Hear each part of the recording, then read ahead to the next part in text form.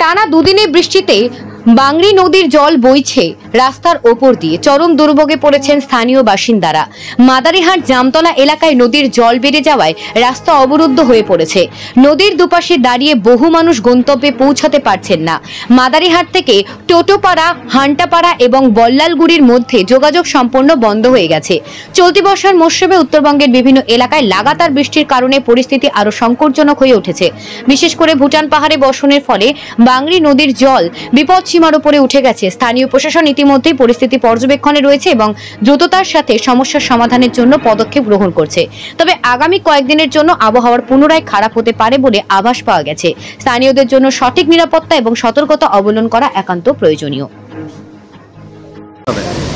বৃষ্টির জন্য 3 দিন ধরে কন্টিনিউ পুরো জল আসতেছে, মানুষের যাওয়া আসা প্রবলেম কন্টিনিউ আসেই যাচ্ছে। এইভাবে জল পাহাড়ে ঘুরে বৃষ্টি হচ্ছে, পাহাড়ের বৃষ্টি টোটাল আসে এই রাস্তায়।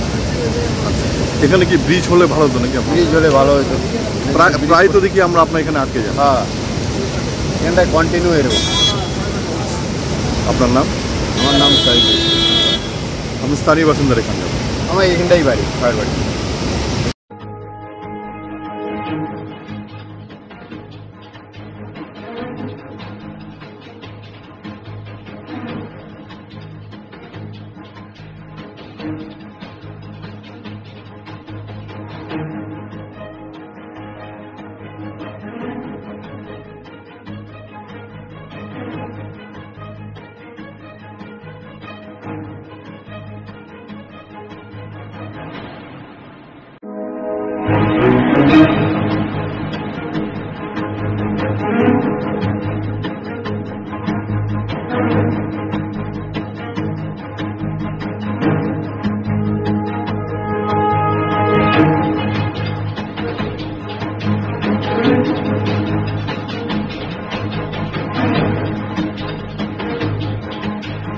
Thank you.